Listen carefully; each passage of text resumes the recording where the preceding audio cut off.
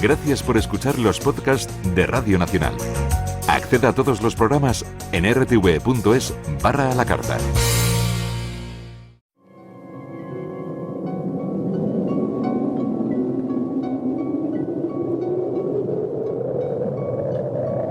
Solo cuando el túnel está en la más absoluta oscuridad es cuando puede volver otra vez la luz.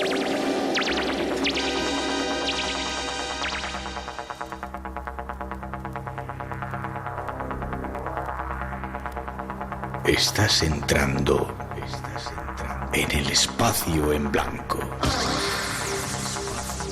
Una puerta a nuevas dimensiones de la existencia. Una nueva perspectiva sobre la realidad. Espacio en blanco.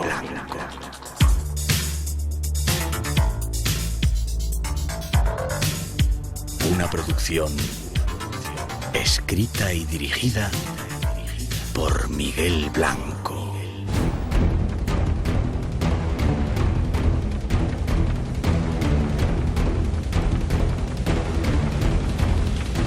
Hola, buenas madrugadas. Llegamos, tiempo de verano.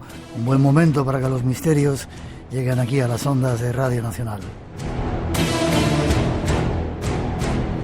Bueno, ya comenzamos desde el estudio 211 de la Casa de la Radio, cuando pasan algunos minutos de las 2, la 1 en las Islas Canarias, y llegamos con los saludos de todo el equipo del programa. El equipo formado esta noche en la parte técnica por Félix Heredia, Natalia Sotillos en la realización y coordinación, Rosa Rodríguez en la locución y producción, y Miguel Blanco que os habla. Para todos nosotros un placer estar juntos, de nuevo viajando por estos universos que nos interesan, incluso en este tiempo de verano. Tenemos medios para vuestras comunicaciones. Estos son nuestros medios de contacto.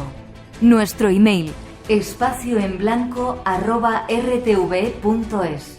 El WhatsApp, 633 50 50 11.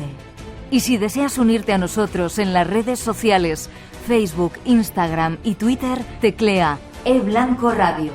Te esperamos. Conecta con nosotros. Redes sociales que controlan nuestros compañeros, y estos son los temas que te esperan hoy. Estamos en verano, es tiempo de vacaciones y de viajes. Por ello queremos esta noche serviros de guía. Será una guía original, quizás hacia lugares que no se deben visitar. Haremos un repaso por hoteles solo aptos para valientes. O quizás para los más atrevidos, porque son hoteles para no dormir. Y habrá más guías de viajes, lugares donde la oscuridad se oculta entre los muros.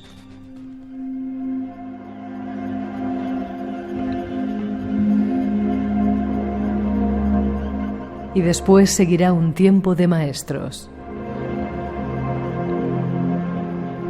Esos que han dejado huella tras su paso por el programa. Programa especial es el que te espera esta noche. Nuestro deseo es que disfrutes de él en estos días de verano.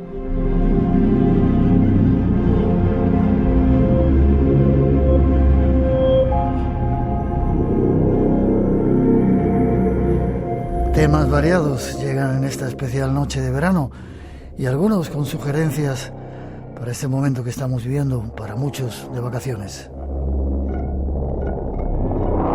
Sugerencias o quizá avisos para no ir a estos lugares. Vamos con uno de ellos, tras ese introducción.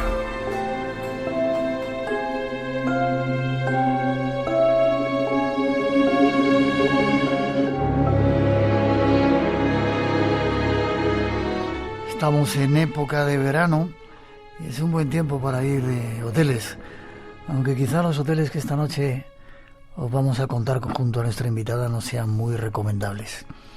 Modo Martínez, buenas noches. Buenas noches. ¿Cómo te gusta a ti meterte en estas cosas también, eh? porque tú me lías. Me echáis la culpa a mí al final, yo no tengo la culpa. Sí. La culpa es tuya, que siempre me buscas mal. Sí, como me gusta buscarte. Mado Martínez, escritora, investigadora, antropóloga, estuvo en nuestro programa hablándonos de cosas. Bueno, ha estado muchas veces, ¿no? Hoy creo que vamos a repetir alguna de las cosas que algún día nos contaste cuando estabas viviendo en Colombia, ¿no? Sí, me acuerdo que estuvimos una vez hablando de Colombia en Espacio en Blanco y además estuve allí en Madrid contigo. Sí. Y luego hemos compartido en algunos congresos y en algunos otros lugares donde has estado. Y hoy toca, te haces agente de viajes y vas a hablar de hoteles. No sé si... Sí. Bueno, quizá alguno recomendable y otro menos recomendable. ¿Por dónde empezamos? Creo que nos vamos a Londres, ¿no? Venga, pues empezamos por Londres, por el Langham Hotel. ¿Dónde está ese hotel? Ese hotel, de ahí se sale cuando quieres ir a Stonehenge y coges la ruta en autobús para ir y tal. Hay varios puntos de salida. El Langham Hotel es uno de ellos. Es un hotel bastante lujoso y uno de los más antiguos que hay en Londres. Tiene 170 años de historia. Ha sido hotel, luego fue estudios de la BBC, luego hotel otra vez. Ha sido muchas cosas. Vale, y según cuentan, en ese hotel hay más que huéspedes, ¿no? Huéspedes que están todo el tiempo. Sí, y más que fantasmas, porque tiene así como 7 fantasmas. O sea, no tiene ni 1, ni 2, ni 3. Sí, no sé si lo dices tú, yo creo que hay aquí una lista, la dices tú si quieres. Un médico asesino, empiezo yo. La lista es buena. Médico asesino para empezar. ¿Quién más? Un príncipe suicida. Yo sigo con el siguiente. Un hombre con la cara partida. Otro que tira a los huéspedes de sus camas. Este es un poco travieso. Un viejo mayordomo de calcetines raídos. Un criado de uniforme azul. Y el mismísimo Napoleón III. Todos en el hotel, en ese hotel. Napoleón vivió una temporada allí antes de su exilio, ¿no? Y luego hay una habitación que esta sí que te gustaría pillarla, ¿no? Pues la verdad es que si los oyentes nos hacen un crowdfunding, me voy contigo a la habitación 333 del Langham Hotel, porque es la habitación más maldita y encantada que tiene este hotel y donde han pasado muchas cositas y algún que otro valiente se ha quedado. Pues esta noche vamos a contaros algo del hotel.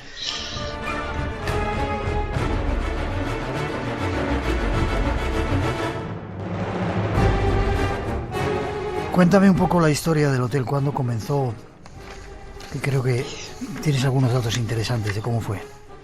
Sí, pues este hotel se inauguró en 1875 y ha vivido muchas cosas y ha sido escenario hasta de las novelas de Sherlock Holmes. La florinata de toda la índole intelectual y política se ha quedado en ese hotel.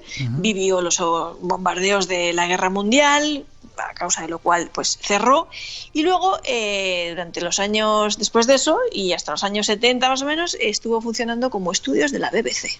¿Estudios de la BBC? Yo creo que sí, y además es la época más importante y dorada en cuanto a avistamientos se refiere, de índole paranormal y cosas que pasaban allí muy rarunas y muy bestias. Sin embargo, un pelín antes estuvo gente muy importante alojada. Napoleón III, como hemos dicho, Oscar Wilde, Débora, Arturo Toscanini, la princesa Diana, Winston Churchill, Charles de Gaulle, cantidad de gente, ¿no? Estuvieron en ese lugar. Da que pensar, ¿no? Que estás en una habitación y dices, aquí habrá estado antes la princesa Diana o habrá estado Oscar Wilde. ¿No? Es un hotel realmente con muchísima historia a sus espaldas. Ha visto mucho y mucha clase de gente se ha quedado en ese lugar.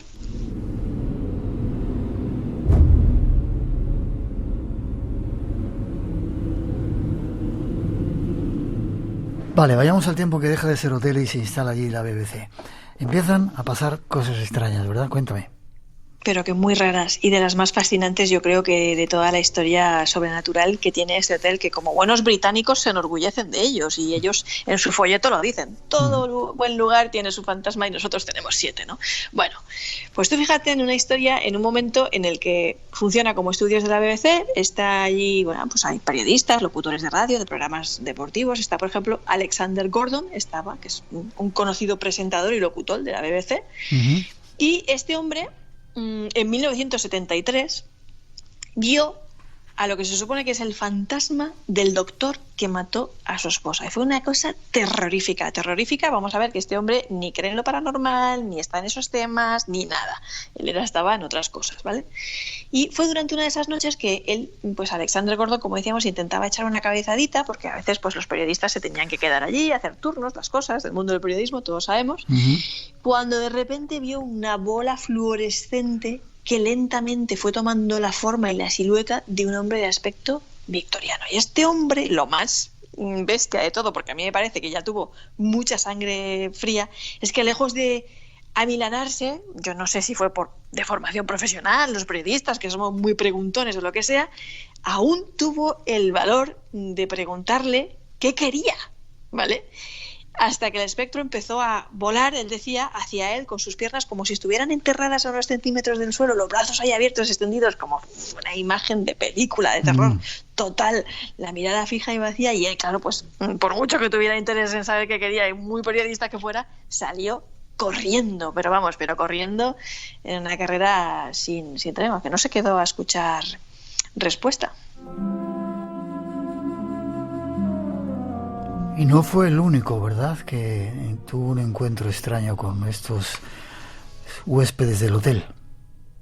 No, fueron muchos otros periodistas de la BBC, locutores deportivos, de todos los programas, como te decía, que lo vieron, algunos con nombres y apellidos, otros anónimos, a este y otros fantasmas. Lo curioso es que, por ejemplo, en el caso de James Alexander Gordon, tenía hasta sentido el hecho de que ese fantasma tuviera las piernas semienterradas y solo se le viera como de rodillas para arriba, porque parece que ha llegado incluso a tener una explicación histórica y lógica esto.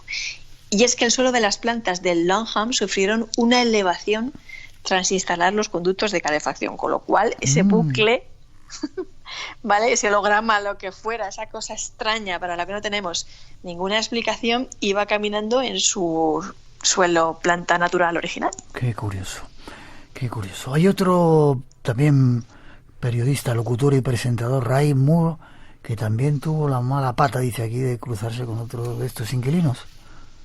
Sí, de la misma manera, y salió corriendo igualmente, y no fue el único, y también hubo alguna que otra trabajadora que vio a alguno de estos seres. Ya te digo, porque parece que fue una época, la de la BBC, mientras estaban allí ellos trabajando, que fue como no sé, la época dorada de avistamientos, y en la que más reportes o testimonios tenemos de esa plantilla, esa corte, ese rosario de fantasmas que parece que tiene este lugar. Hablas de la BBC, nosotros también aquí en la casa de la radio tenemos, bueno, aquí al lado, fantasmas y cosas. Es que igual algún día había que investigar, ¿eh? Pues igual algún día nos toca ir, Miguel. Me encantará. A ver si le hacemos una entrevista a un fantasma, igual que este que se propuso entrevistar al que se encontró. Tenía aspecto musculoso, estoy leyendo, pelo muy rapado y chaqueta militar abotonada hasta el cuello. Era el desolado príncipe, que al parecer es uno de los fantasmas que es más dinámico en este lugar. No sé si nos vamos a la habitación 333.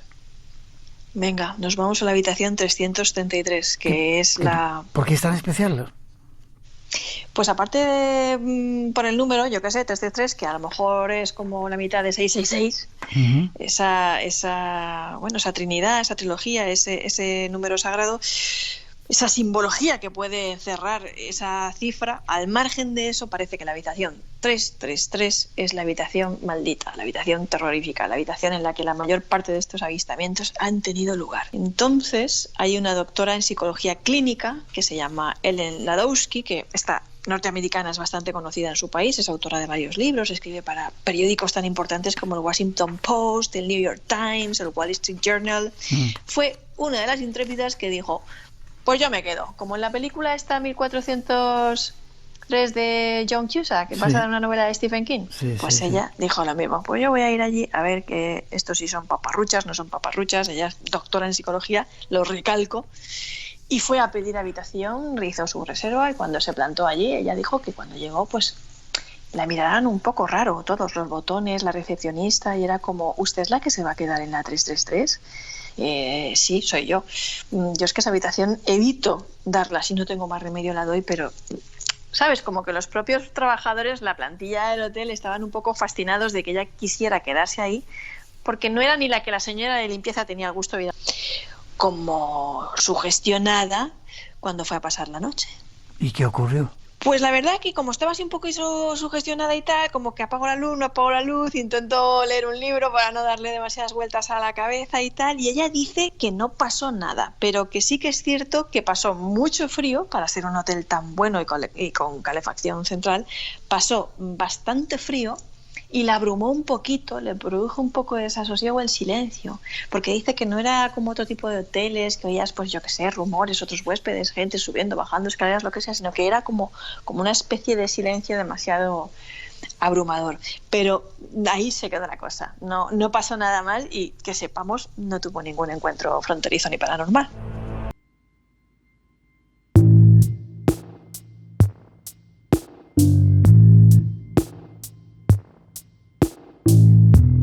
De Londres, todos los buenos lugares tienen fantasmas y dice, el nuestro no es una excepción, tenemos a veces hasta 7.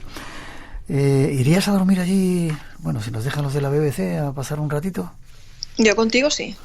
Vale, nos vamos a otro lugar, a ese lugar que ya hablamos hace mucho tiempo cuando viniste de allí, que este sí que da miedo, lo llaman el Hotel de los Suicidas.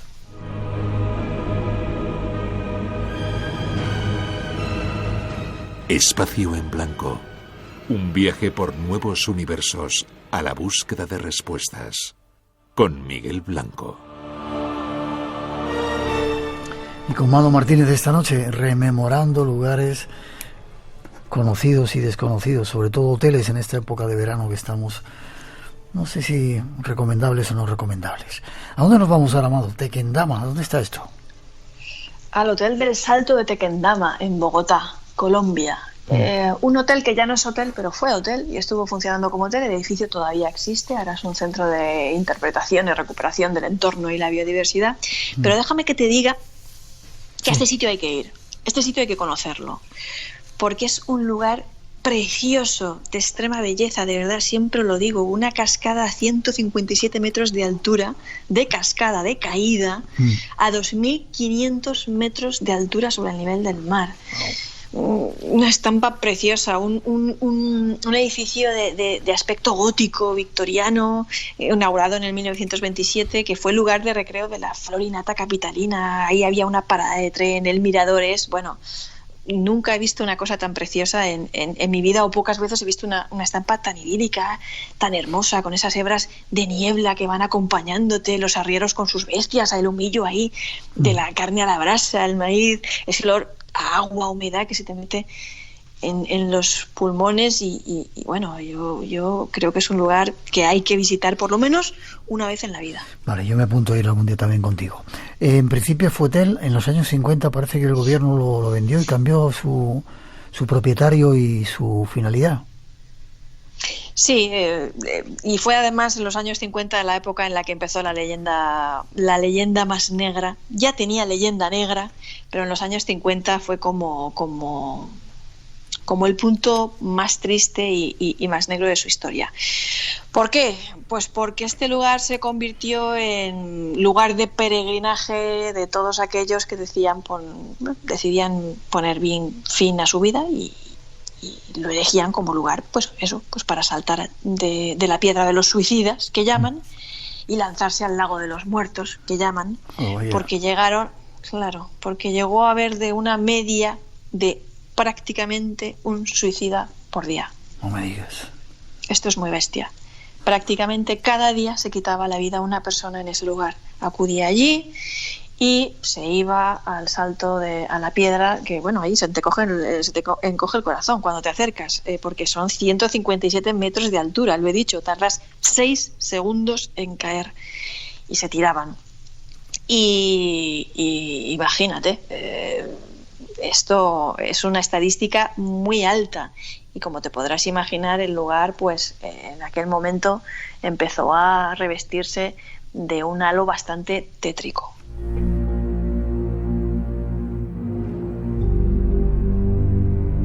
Como ya nos lo contaste cuando yo creo que estaba recién venida de allí, no vamos a abundar mucho más, aunque quiero preguntarte Dos cositas. En la actualidad, cuando tú estuviste, ¿estaba ya en ruinas el hotel? Lo acababan de rehabilitar hace poco. Sí. Antes tenía la fachada más ennegrecida, llena de musgos, con una imagen todavía mucho más gótica y victoriana.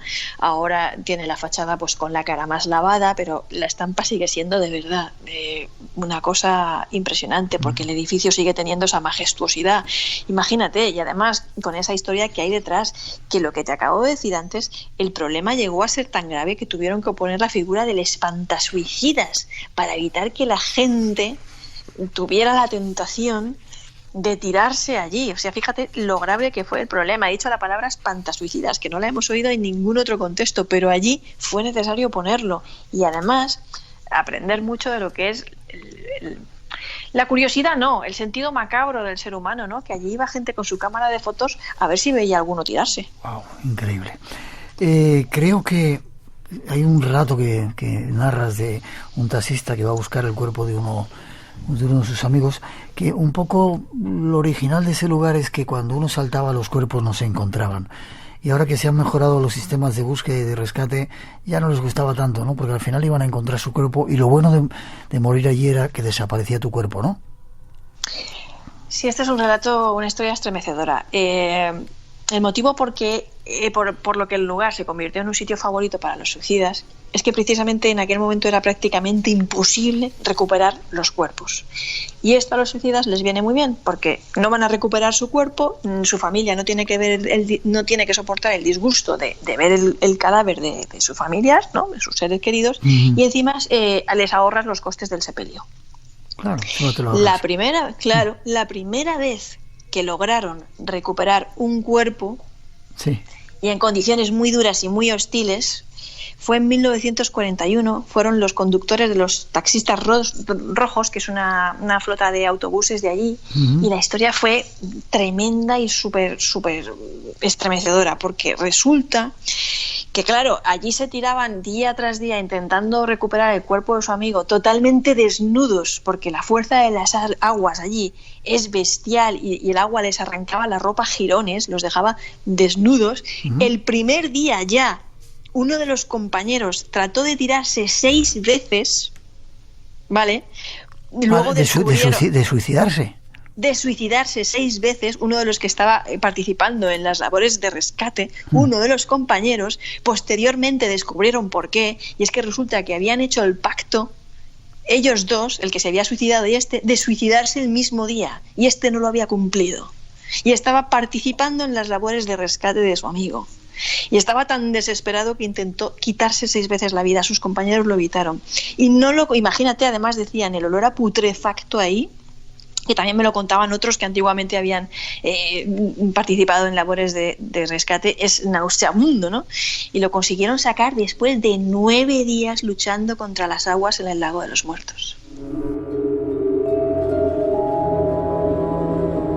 Casi para terminar y marcharnos a otro hotel también inquietante, supongo que las presencias de seres raros o psicofonías y eso serán habituales en este lugar, ¿no? Estamos hablando todavía del Hotel del Salto de Tequendama, ¿verdad? Sí. Sí, abundan. Yo hablé con varios investigadores, amigos del mundo de la investigación paranormal, John Barrera, Julieta Redondo y otros tantos, y hablé también con otros testimonios, y la verdad es que es uno de los lugares favoritos de los cazafantasmas, de los que van en busca de este tipo de voces extrañas, fronterizas, que no se sabe muy bien, o por lo menos yo no tengo una explicación de qué son, y hay todo tipo de eso, de testimonios, de voces, de psicofonías. Incluso hay algún que otro vídeo, si hay alguien interesado, en YouTube, de supuestas apariciones, aunque realmente yo creo que la parte fuerte de este lugar reside en eso, en toda la historia que tiene y en esa leyenda negra. Iremos algún día a verlo. Por seguir en ese mismo territorio, antes de venirnos a España, que hay también una pensión tremenda aquí, de la cual hemos dado unos datos algunas veces, pero vamos a volver a insistir, el Hotel Bolívar en Perú, en Lima. El Hotel Bolívar en Perú, tengo que decir que creo que ha sido, yo no sé si existe la máquina del tiempo para viajar al futuro, al pasado, lo que sea, pero yo en ese lugar me sentí como si hubiera entrado en otro mundo. Porque tú entras al Hotel Bolívar en Perú y de verdad que te sientas en el siglo XIX. Pero es bastante impresionante, ¿verdad? Yo he tenido la oportunidad también de verlo y wow. Wow, yo me quedé allí a dormir también 2 noches, creo que fue, y nada más entrar está pues el antiguo Ford de principios de siglo, el libro de invitados, los que se han quedado allí, Clark Gable, todas esas personas, los pomos de la puerta son los pomos que había en aquella época, los antiguos telefoninos, las antiguas radios, es que hasta para tirar de la cadena del váter tienes que hacer cálculos y pedir instrucciones porque es un mecanismo antiguo y reconocible de estos que dices, estoy en otro mundo, o sea, los salones, las lámparas de araña, los suelos, es de verdad un paseo en el tiempo, un museo viviente. ¿Y por qué lo pones en este capítulo de Hoteles Extraños? Quizá porque hay muchas presencias o visiones o... Bueno, el Hotel Bolívar en Perú se ha comentado mucho, siempre ha habido mucha discusión, incluso se decía que hay unas plantas que están cerradas, que es cierto, hay unas plantas que están cerradas por la intensa actividad paranormal y fantasmagórica que hay en ese lugar. Yo, cuando estuve investigando también y preguntando, porque ya que estás ahí, pues Miguel, somos periodistas por de formación profesional, le preguntas a la gente, ¿no? Y a los que trabajan allí. A mí me contaron que en realidad lo que pasa es que esas plantas estaban cerradas porque se habían quemado. Este hotel había pasado a lo largo de la historia por algunos momentos de declive, tanto declive que había pasado incluso a manos de los trabajadores en modo cooperativa para no cerrar, y que el motivo era que no había pues medios en esos momentos ni dinero para rehabilitar esas plantas que estaban en muy mal estado. Yo recuerdo que había un cordón que no te dejaban pasar por ahí, pero hay muchísimos testimonios de trabajadores, algunos dicen que sí, otros dicen que no, que eso son tonterías, otros que sí, que se han visto presencias, que han tenido encuentros con lo fronterizo, con lo inexplicable. Yo tengo que decir que a mí no me pasó nada. Yo de lo que estaba absolutamente fascinada es que realmente, pues no sé si los fantasmas son un bucle del pasado, pero estar en el Hotel Langham es un viaje al pasado de verdad. En el Hotel Bolívar de Perú.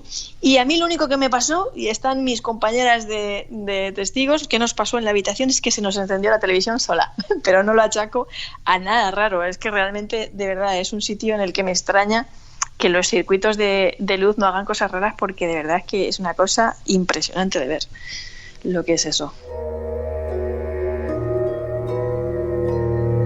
Y vamos ya con el último, un sitio terrorífico.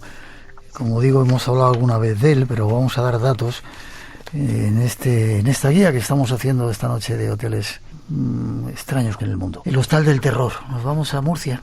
El Hostal del Terror, el Hostal del Cónsul. Nos vamos a Murcia, sí. Está en ruinas, pero fíjate, este es un sitio en el que cuando hubiera estado funcionando no me hubiera quedado nunca. Porque a diferencia de los otros no es que digas, uy, qué paraje más bonito, qué idílico, qué tal, aquí la gente... No. O sea, es un edificio de planta circular, absolutamente feo a más no poder. O sea, feo que dices, ¿esto? Súper alejado en las afueras, muy en las afueras, ahí en el campo de Cartagena, que dices, bueno, en la Unión, Murcia, que ni siquiera era un lugar de parada que digas de carretera o de camioneros. Y te doy datos. Año 1982, ¿no? Su propietario, Alfonso Martínez, había sido cónsul de Costa de Marfil. Este era el propietario de ese hostal, que algunos decían que era amigo de extraños rituales y otros que todo era mentira. Pero lo cierto es que este hombre le gustaba vestir ropas africanas, se rodeaba de objetos exóticos y regentaba este hostal que, si hacemos caso a los rumores, se tenían encuentros clandestinos entre personas del mismo sexo en una época en la que la homosexualidad no era vista con buenos ojos, te podían dar una paliza por ser gay, y para mí que no era un lugar para hacer turismo. Como ya hemos dado datos acerca de ello, vamos a ir al final, porque lo que ocurrió fue absolutamente increíble y tremendo e inexplicable, ¿verdad? Sí, lo que pasó en este hostal y el motivo por el que va a pasar a los anales de la historia del misterio, sobre todo del crimen, es que Alfonso murió en extrañas circunstancias. El dueño de este hostal, que más bien era hostal, bar, lugar así como de alterne, lo encontraron muerto a puñaladas en su propio hostal sobre un charco de sangre. 63 puñaladas, ojo, que son muchas puñaladas, eso es mucha inquina ya, eso es inquina, de que suena un poco así a crimen pasional o ajuste de... Pero la cuestión es que lo más misterioso de todo es que el hostal estaba cerrado a cal y canto por dentro. De hecho, la policía tuvo que forzar una ventana para poder entrar. Entonces, ¿cómo entró y salió el asesino o la asesina de Alfonso?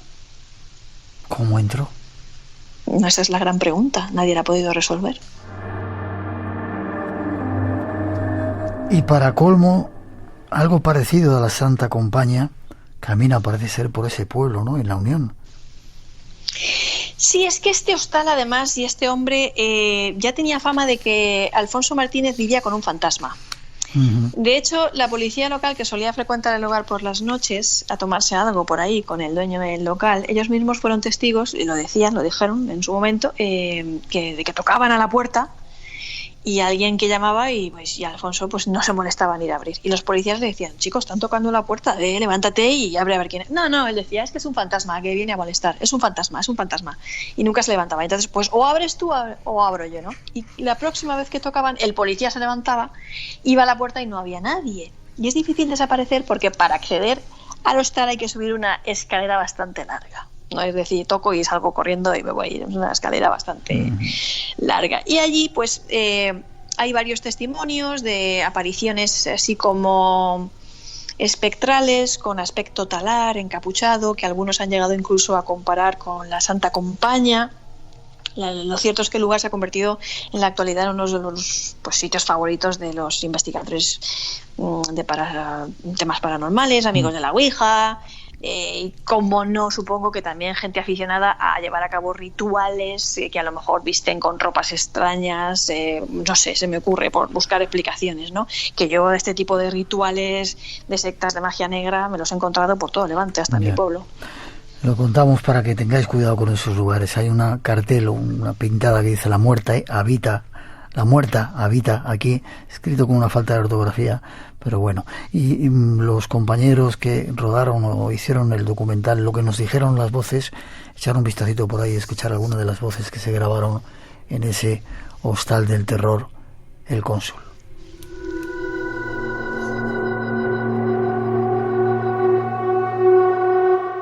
Mado, sitios a donde no ir este verano. Bueno, si vamos así rapidito, el de Londres vale, pero el resto mejor no ir, ¿vale? Para echar un vistadito a esa cascada también, pero así muy así. Forma de contacto contigo para que sigas investigando y podamos seguir visitándote y viajando contigo. Pues feliz de que la gente me mande sus comentarios en Twitter, Mado Martínez, en Instagram, Nebraskan, y en Facebook, Mado Martínez, escritora. Un besito grande, que pases un buen verano, disfruta, nos seguimos viendo, ¿vale? Feliz noche. Gracias, hasta pronto.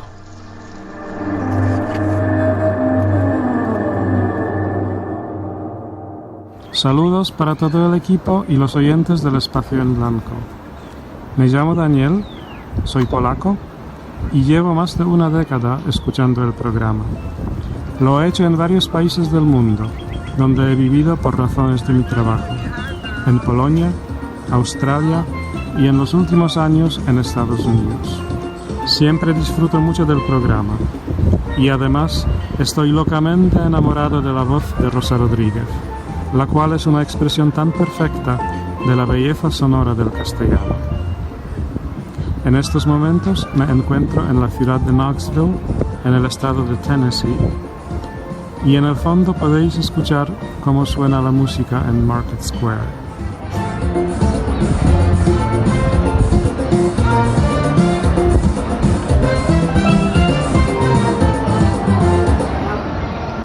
Un fuerte abrazo para todos. Enigmas sin descifrar. Realidades que escapan al mundo de la lógica. Acompáñanos en el viaje hacia lo desconocido. Espacio en Blanco. En Radio Nacional de España, con Miguel Blanco. Te explicaré por qué estás aquí. Estás porque sabes algo, aunque lo que sabes no lo puedes explicar, pero lo percibes. Ha sido así durante toda tu vida. Algo no funciona en el mundo, no sabes lo que es, pero ahí está como una astilla clavada en tu mente y te está enloqueciendo. Esa sensación te ha traído hasta mí. ¿Sabes de lo que te estoy hablando? ¿De Matrix? ¿Te gustaría realmente saber lo que... verlo, ¿verdad? Pues sí, es así. Es decir, el turismo oscuro es un tipo de turismo que cada vez tiene más adeptos. En el sentido, es verdad que hay un cierto estrato de la población que busca más bien esa parte más tétrica o más morbosa, pero yo, por ejemplo, el libro lo traté siempre desde la parte, para empezar, desde el respeto de todos los lugares de los que hablaban y después desde la parte histórica-cultural, porque hay lugares que tienen una historia tremenda detrás que es muy interesante de conocer. No tiene por qué ser siempre algo morboso o algo desagradable. En muchas ocasiones sí, pero no tratado desde esa perspectiva, ¿no? Sino desde esa perspectiva más bien cultural, que es lo que a mí me gusta. Bien, pues desde esa perspectiva cultural nos vamos a ir a conocer un pueblo que se parece mucho a Belchite. Lo vamos a hacer tras esta musiquita.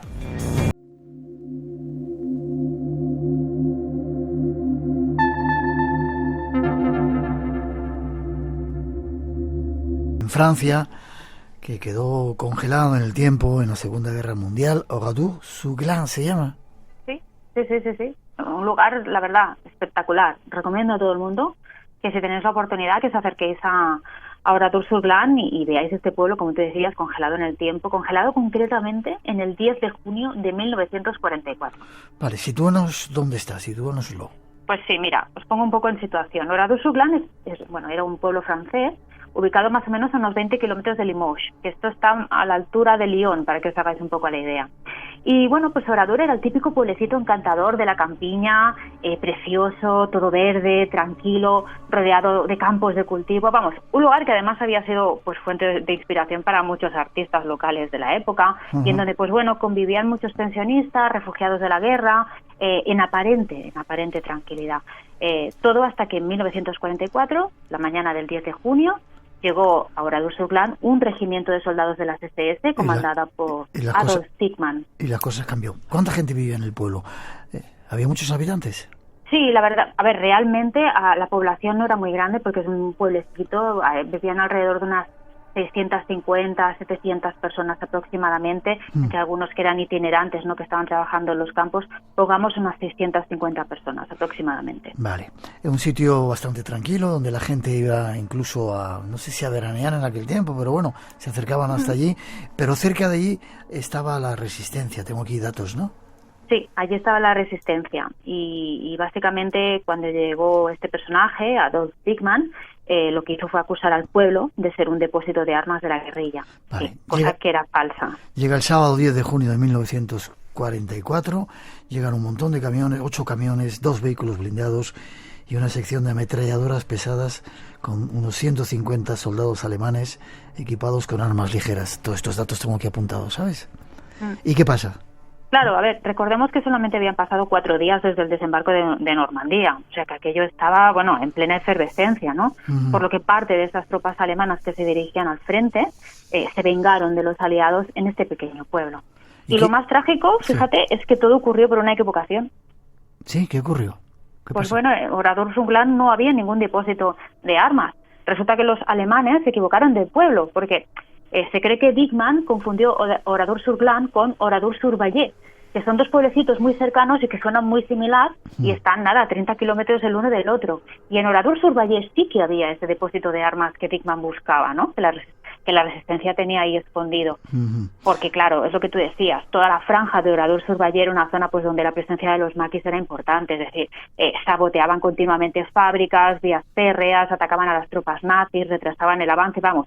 Lo que intentaban, en definitiva, era sembrar el caos en el sistema alemán de la ocupación. De hecho, en aquella época cualquier persona podía formar parte de la resistencia, tanto hombres como mujeres, ¿no? Por eso los alemanes tenían esa sensación de total inseguridad cuando se desplazaban por Francia.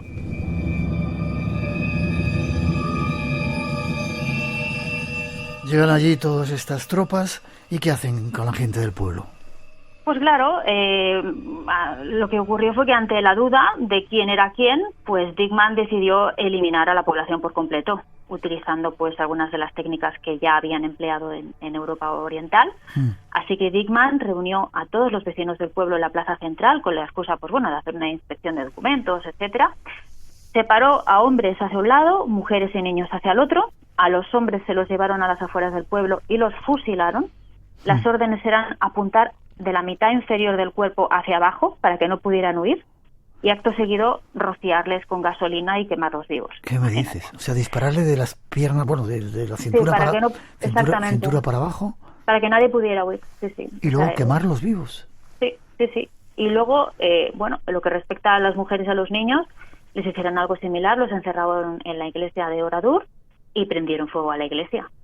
Tú piensas que más de 600 personas aproximadamente fueron asesinadas y el pueblo fue reducido completamente a cenizas. Durante días se fueron amontonando los cadáveres y quemando sistemáticamente las casas del pueblo hasta que, fue casi destruido por completo.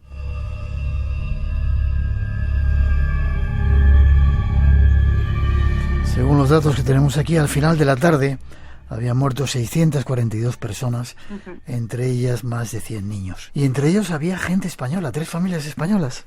Sí, porque el pueblo era refugio de familias que estaban huyendo del régimen de Franco. Y entonces, después de la guerra, lo que hicieron fue marcharse, huir un poco de esa persecución. Y estaban, pues eso, como tantas otras personas y pensionistas, en una especie como de oasis dentro del caos. Oradour-sur-Glane era un oasis que se había mantenido prácticamente como una especie de Shangri-La, ¿no? Sí. Pero hasta que llegó Dickmann y entonces pues redujo el pueblo a cenizas, básicamente. ¿Y por qué? Bueno, lo hizo porque pensaba que se equivocó, como habías dicho, ¿no? Y pensaba que había un depósito de armas. Exactamente, se equivocó de pueblo, pensaba que estaba allí el depósito de armas.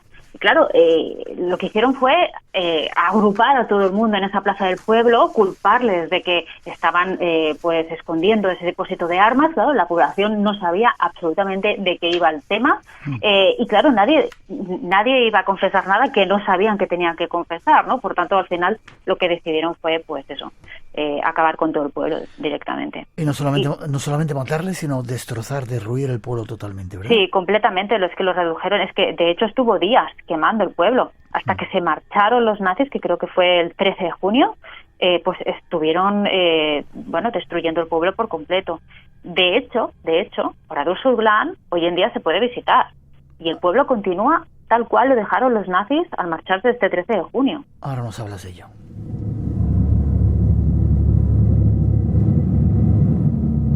Fue un pueblo, como decíamos antes, congelado en el tiempo, que no sé qué presidente fue, dijo, vamos a dejarlo ahí como recuerdo de Charles de Gaulle, como recuerdo de esos tiempos tremendos, de esa guerra, como todas las guerras, increíbles. De hecho, hizo un discurso en donde precisamente hacía un alegato a dejar el pueblo tal cual había quedado para que las generaciones venideras pues no olvidasen lo que había ocurrido allí, ¿no? Una especie de lugar conmemorativo, pueblo conmemorativo, ¿no? Y mantenerlo en ese estado para que no se olvidara nunca lo que había ocurrido allí. Es aquella famosa frase que se dice, ¿no? El que no recuerda su historia está condenada a repetirla. Sí. ¿Qué se puede ver en el pueblo? Recuerda mucho a nuestra historia de Belchite, ¿no? Se ha quedado así congelado como Belchite. Veo aquí unas fotografías. Recomiendo a nuestros oyentes que echen un vistacito por ahí a las fotos de este pueblo. Todo derruido, y recuerda eso a Belchite. Supongo que habrá también mucha nube de presencias extrañas como pasa en nuestro Belchite.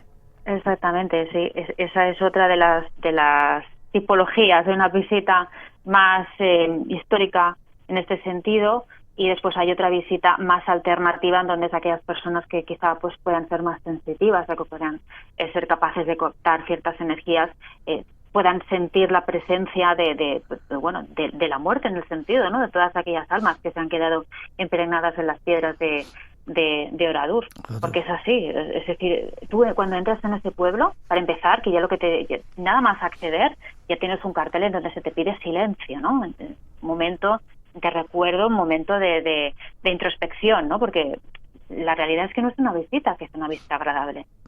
Pero a pesar de que no lo es una visita necesaria. Es decir, desde mi perspectiva, visitar Oradour-sur-Glane, visitar campos de concentración como pueden ser Mauthausen, Auschwitz o tantos otros, yo creo que es un ejercicio de introspección necesario, porque tú puedes haber visto películas, puedes haber leído, pero cuando estás allí es que no tiene absolutamente nada que ver con todo lo que hayas visto antes. Esa es quizá la lección que se saca de ese turismo oscuro que preconiza Miriam del Río. Ese lugar se ha convertido en un memorial de la guerra, forma parte del turismo DAR en la modalidad de turismo de guerra. ¿Y qué se puede ver? Aparte, ¿hay algún edificio que haya quedado? Sí. No, la realidad es que es un pueblo anclado en el pasado, en los años 40, en donde tú vas accediendo por las calles, todavía se ve pues parte de lo que era los postes de electricidad. Se ven, por ejemplo, a escasos metros, pues restos de carritos de bebé calcinados, coches de la época, máquinas de coser en el interior de algunas casas, teléfonos antiguos, casas semiderruidas, por supuesto, ¿no? Incluso si te vas fijando en algunos edificios puedes llegar a ver agujeros de bala incrustados, ¿no? Es decir, la idea de todo esto era advertir de los peligros de la guerra. Pero yo siempre digo, este tipo de visitas de turismo dark o, de turismo oscuro, pues lejos de ser una visita, que es lo que decía, considerada morbosa, es un alegato a la vida, ¿no? Creo que debería ser obligatorio visitar un lugar así una vez en la vida, un lugar que te recuerde las atrocidades de las que es capaz el ser humano. Al final esto es ser consciente de lo que tienes, valorar más tu vida y las cosas que realmente importan, que muchas veces nos preocupamos por absolutas chorradas, eso sí. Y este tipo de visitas te hacen crecer como persona, aprendes a observar, a comprender la historia. Pero es lo que yo siempre digo, se debe visitar con respeto, ¿no? La entrada a Oradour, pues esto se debe hacer en silencio. Además, importante, la entrada es gratuita. Qué bien. No te cobran nada, es decir, solamente te cobran 5 euros si tú quieres acceder a un memorial que hay aparte, que por cierto recomiendo, porque ubica la tragedia muy bien en su contexto histórico, habla del contexto político y social anterior a la guerra, del ascenso del nazismo, de la derrota francesa, del gobierno de Vichy, de la resistencia. Bueno, está muy bien. Además que hay unas fotografías estremecedoras y unos testimonios de los supervivientes, porque sí, hubo supervivientes, no muchos, pero hubo, se cuentan más o menos unas 10 personas que se salvaron, algunos permaneciendo escondidos y haciendo ver, fingiendo que estaban muertos entre los cadáveres de sus compañeros, de sus vecinos, algunas otras personas saltando por la ventana de la iglesia, en este caso una mujer que se salvó de ser quemada, y gracias a ellos sabemos lo que sucedió en Oradour. Dice que el fuego lo devoró casi todo menos un castaño centenario, y cada año más de 300.000 personas visitan el recinto.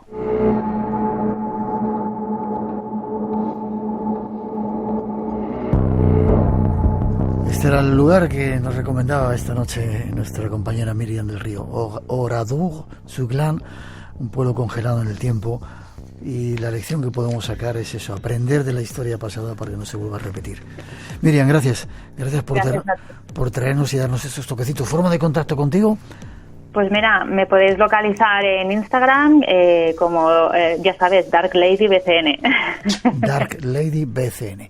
Y ahora que ya nos están abriendo, Miriam, dentro de nada voy para allá, para Barcelona, para que me des una vueltita por esos paseos mágicos que hacéis en Barcelona. Claro que sí, cuando quieras. Y a ver si pronto también me acerco yo a Madrid y os echo una visitita. Será un placer. Un besito grande, cuídate mucho.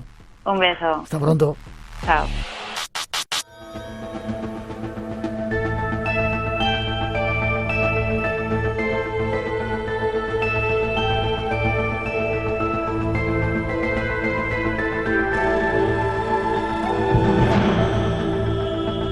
Llega el momento de hacer la pausa, llegan nuestros compañeros de los servicios informativos para darnos cumplida información de las 3, las 2 en las Islas Canarias, y tras ellos regresaremos.